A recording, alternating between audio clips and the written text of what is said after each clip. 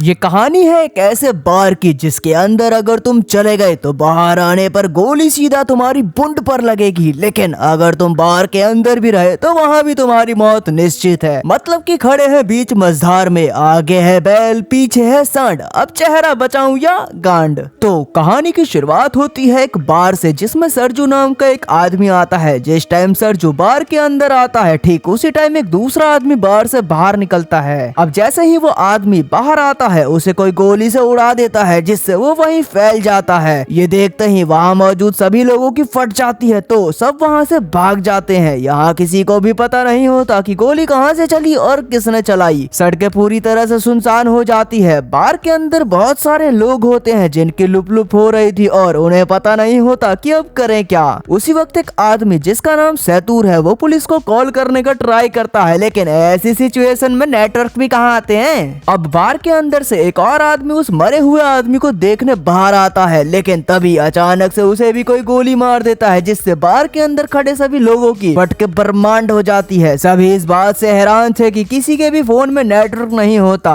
बार के अंदर एक लड़की होती है जिसका नाम एलिना था। वो कहती है कि हमें टीवी पर न्यूज देखनी चाहिए। जब ये लोग न्यूज देखते हैं तो इस कांड के बारे में टीवी पर कोई भी खबर नहीं होती। फिर जैसे ही इन लोगों की नजर बाहर जाती है तो वहाँ से वो दो लाशें भी गायब हो चुकी थी और उनका खून भी वहाँ से साफ था, कतई सफा चट।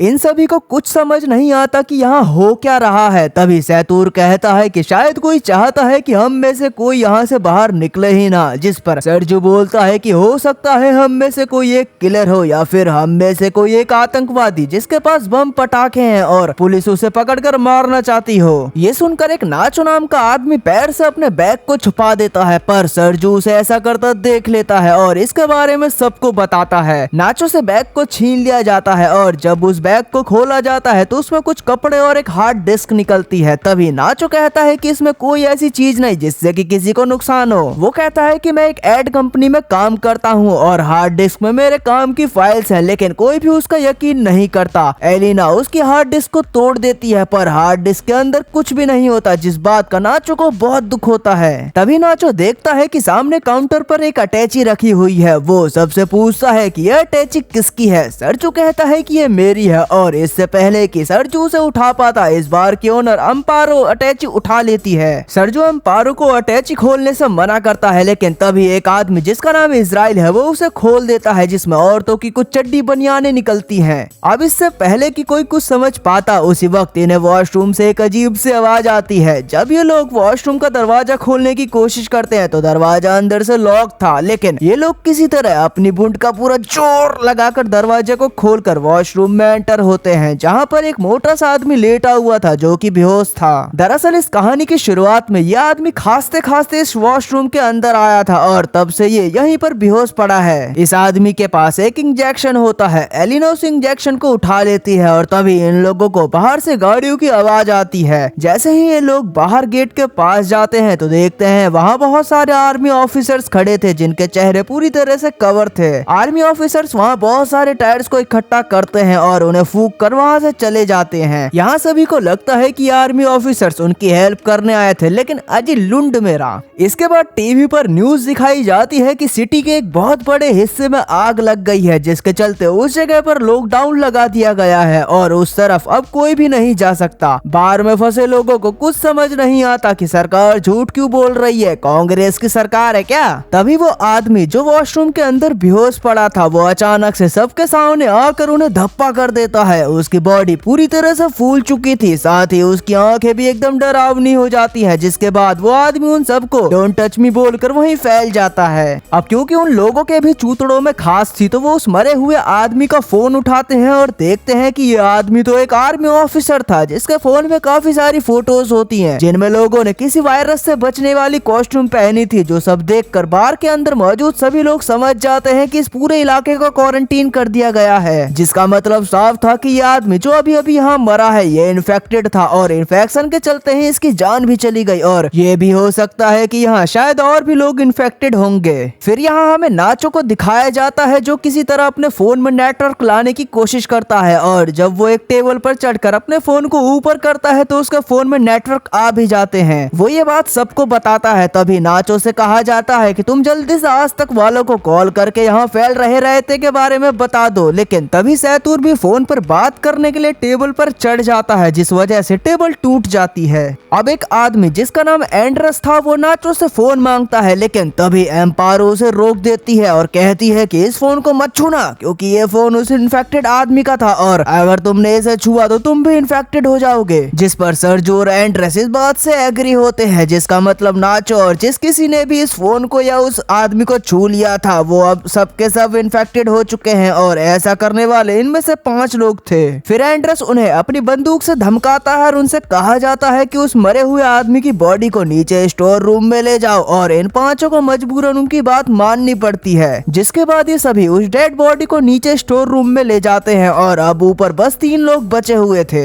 अब थोड़ी देर बाद एक ट्रिनी नाम की औरत को वहाँ पर घुटन होने लगती है, तो वो सबको स्टोर रूम का दरवाजा खोलने के लिए कहती है, लेकिन कोई भी उसकी बात नहीं मानता। फिर जैसे ही ट्रिनी दरवाजा खोलने जाती है तो वहाँ पर रखी हुई कुछ बोतल्स गिर जाती हैं, जिनका लिक्विड एक साइड में बहने लगता है और तभी इनकी नजर वहाँ बने गटर के होल पर पड़ती है। वो सभी अपना मेंटोस वाला दिमाग चलाते हैं कि क्यों ना हम भी पानी के रास्ते होते हुए यहाँ से बाहर निकल जाएं। जिसके बाद इजराइल उस ढक्कन को खोल देता है और उस होल से होता हुआ वहाँ से बाहर निकलने का प्रयास करता है। वो अपने पूरे शरीर पर सांडे का तेल लगाता है और उस होल से नीचे जाने लगता है, परंतु क्योंकि वो मेन होल ज्यादा बड़ा नहीं था इसलिए वो बीच में ही अटक जाता है। अब तभी अचानक इन सभी को गोलियां चलने की आवाज आती है, जिसे सुनकर ये 5 घबरा जाते हैं। फिर इन्हें ऊपर बाहर से धुआं आता दिखाई देता है, जिसे देखकर ये समझ जाते हैं कि ऊपर जो 3 लोग थे उन्हें किसी ने निपटा कर पूरे बार को आग लगा दी है। और यहाँ दूसरी तरफ इजराइल अब भी होल में फंसा था, तो ये सबसे पहले इजराइल को वहाँ से बाहर निकालते हैं। खैर कुछ घंटों बाद आग पूरी तरह से बुझ जाती है और वो लोग ऊपर बार में आने का फैसला करते हैं। ऊपर बार में आने के बाद वो देखते हैं कि बार पूरी तरीके से जलकर खाक हो चुका है। नाचो को वहाँ गन मिल जाती है, जिसे वो चुपचाप उठाकर अपने पास रख लेता है। तभी ये सारे देखते हैं कि कुछ लोग बाहर से इस जगह को पूरी तरीके से सील कर रहे थे, जिसे ये 5 लोग बड़ी खामोशी से चुपचाप देखते रहते हैं, क्योंकि अगर किसी को भी जरा सी भी भनक लगती कि अब भी अंदर 5 लोग जीवित हैं तो ये बाहरी लोग इन्हें भी निपटा देते।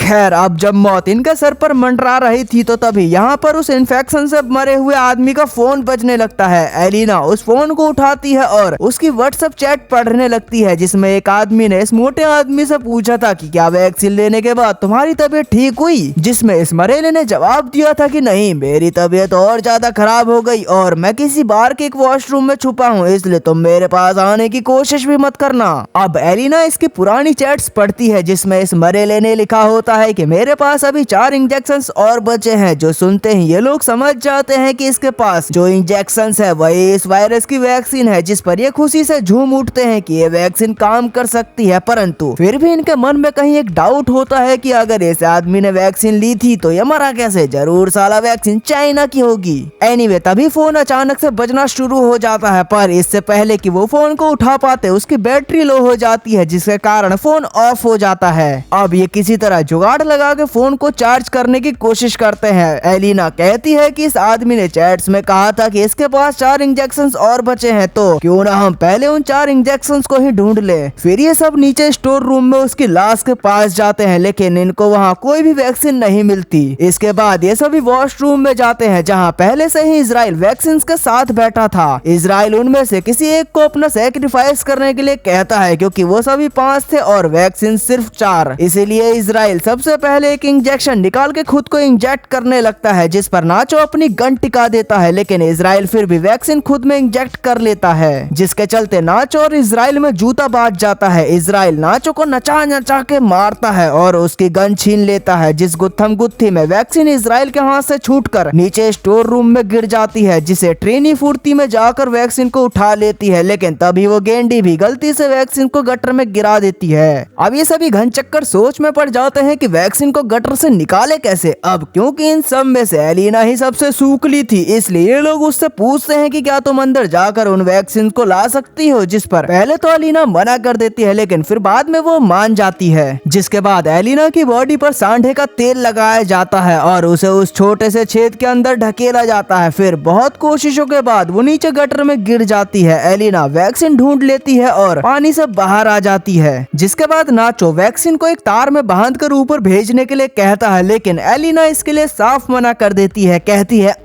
ऐसे ना आऊंगी ऊपर, तुम 3 लोग हो और वैक्सीन भी बेस्ट 3 बची है, अगर सामने वैक्सीन चाहिए तो नीचे आ जाओ। फिर इसके बाद ये लोग उस गटर के छेद को बड़ा करते हैं। तब तक एलिना बाहर का रास्ता ढूंढना शुरू कर देती है। थोड़ी दूर जाने के बाद उसे एक जगह पर रोशनी दिखाई देती है। सबसे पहले वो इंजेक्शन को वहाँ पर बने एक गड्ढे में छिपा देती है। इसके बाद वो सीढ़ियों से ऊपर जाकर देखती है कि वहाँ पर बहुत सारी पुलिस फोर्स है जो कि बार में मरे उनके 3 साथियों को जला रही है। अब यहाँ सीन शिफ्ट होता है जहाँ बाकी के लोग जो ऊपर स्टोर रूम में थे वो भी अब किसी न किसी तरह से नीचे आ जाते हैं। लेकिन इजराइल और नाचो के बीच एक बार फिर से तगड़ा वाला जूता बाज जाता है और इस बार नाचो उससे बंदूक छीनकर उसकी फाइल वही निपटा देता है। अब गन क्योंकि नाचो के पास होती है इसलिए सभी उससे डरते हैं। तभी नाचो सैतूर की कनपट्टी पर गन टिकाकर एलिना से वैक्सीन मांगता है। वो कहता है कि हमारे पास 3 वैक्सीन है और इसको मारने के बाद हम तीनों बच सकते हैं। फिर एलिना इन सबको बाहर की ओर ले जाती है जहां उसने वैक्सीन छिपा रखी थी। ये धीरे धीरे लोग आगे बढ़ते हैं। नाचो और एलिना आगे चलते हैं जबकि सैतूर और ट्रेनी इनके पीछे होते हैं।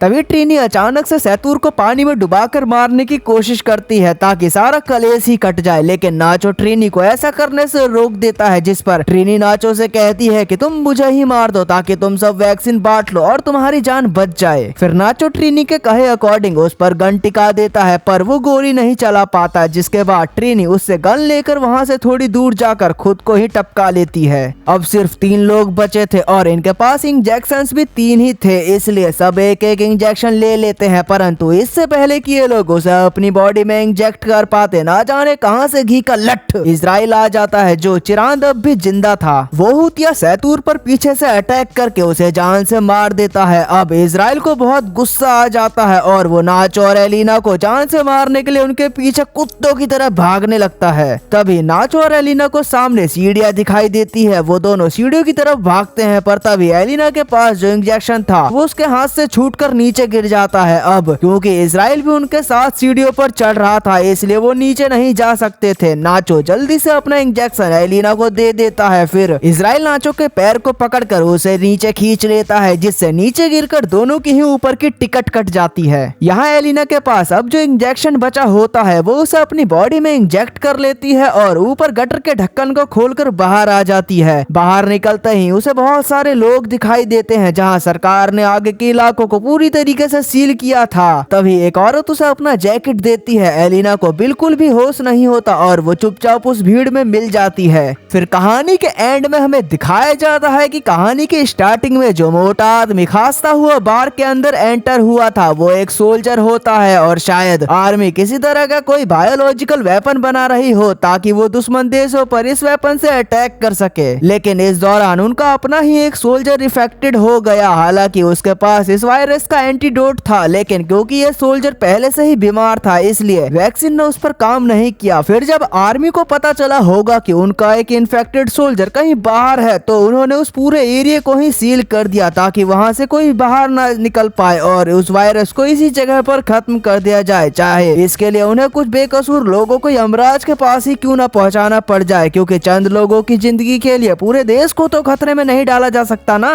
खैर, तुम्हें क्या लगता है सरकार द्वारा लिए ये फैसला सही था या गलत, मुझे कमेंट्स में बताना। बाकी वीडियो पसंद आई हो तो लाइक करना, शेयर करना और चैनल को सब्सक्राइब भी। मिलते हैं नेक्स्ट वीडियो में, बाय।